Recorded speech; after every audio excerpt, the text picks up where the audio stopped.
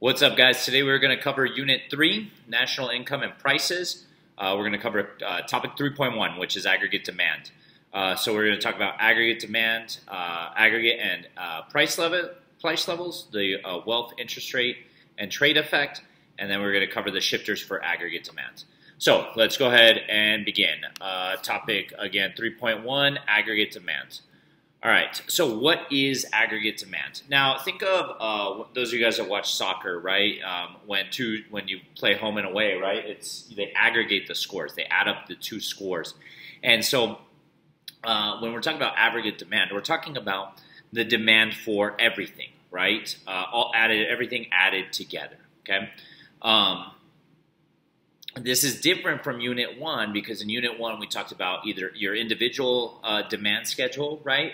Or we talked about market demand, where we took everybody's demand schedule from that market and put it together. This is the demand for everything. So we combined all prices and all quantities. So aggregate demand is the goods and services for the real GDP that buyers are willing and able to purchase at different price levels. So it's the demand for everyone by everyone in the United States, right?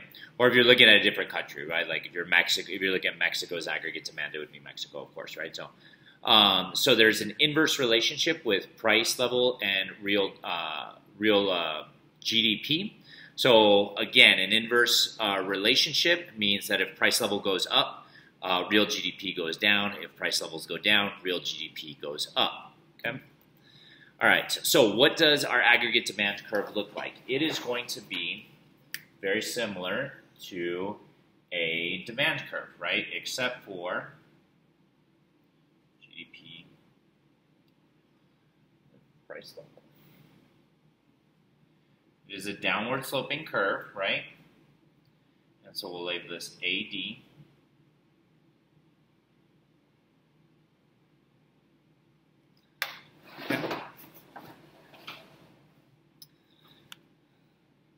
And so we've got price levels. So make sure that when you're labeling this, right, you label this price level, right? And then you've got real GDP on the horizontal axis, right? And then you've got a downward sloping curve. So A equals C plus I plus G plus XN. So that should sound familiar, right? Because that's the equation for GDP. Well, GDP essentially is your aggregate demand, right? So we want to know why this curve is downward sloping. It's downward sloping for three reasons: the wealth effect, the interest rate effect, and the foreign trade effect.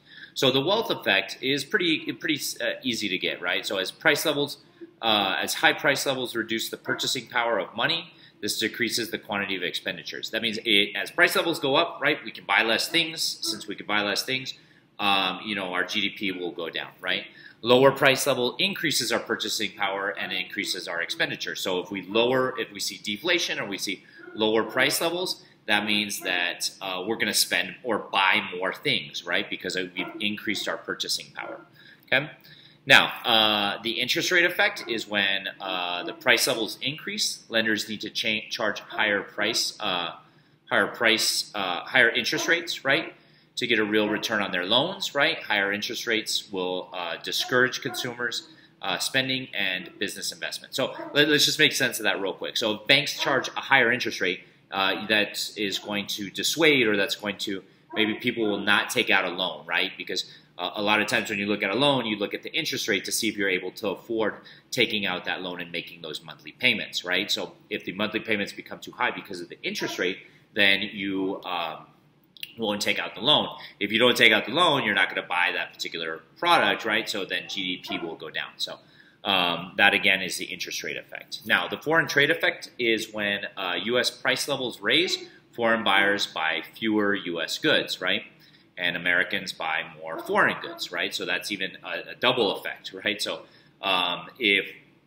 let's say if Mexico, right, if the price of avocados increases, quite a bit in the United States, we're going to buy less avocados in the United States, lowering our GDP, right? But then we will buy more Mexican avocados, right? And so that even further lowers our GDP, right? So again, all of these things are what cause this to be downward sloping, right? Now, we're going to talk about the shifters for aggregate demand. There are 4 shifters for aggregate demand, increase or decrease, right?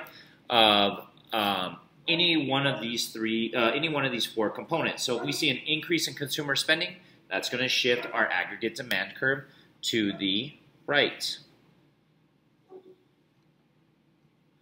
And if we see a decrease in consumer spending, right, that would be a shift to the left, an aggregate demand shift to the left, right? So a decrease in C, I, G, or XN would be a shift to the left. An increase in C, I, G, or XN would be a shift to the right. Okay. Now, how do we change some of these things? Well, of course, if we increase disposable income, right? Consumers' expectations. If people fear there's going to be a recession, they may go out and start hoarding and buying a lot of things, right? Household indebtedness, and then, of course, taxes. So if taxes decrease, right, you have more purchasing power. You have more money now, right? So more money, you're going to purchase more things. Changes in investment spending, so real interest rates. So if the real interest rates increase, right, that means you're going to be taking out, or less loans will be taken out. If real interest rates decrease, then more people will take out more loans, right? Future business expectations, productivity and technology, and then business taxes. Again, if taxes decrease, that's going to increase I. If taxes increase, that's going to decrease I. Okay. Now, government spending, right? If there is an increase in public works, right, or in infrastructure, or highways, or schools, that would shift aggregate demand to the right. A decrease in any of those would shift it to the left. Exchange rates, and then, of course, XN. Shifters for those or examples would be like exchange rate, so if the exchange rate goes up or down, and then national income compared to abroad, right? And so, again, those are all the shifters for aggregate demand. And that's going to do it for our video on 3.1 aggregate demand. Thank you, guys, and see ya.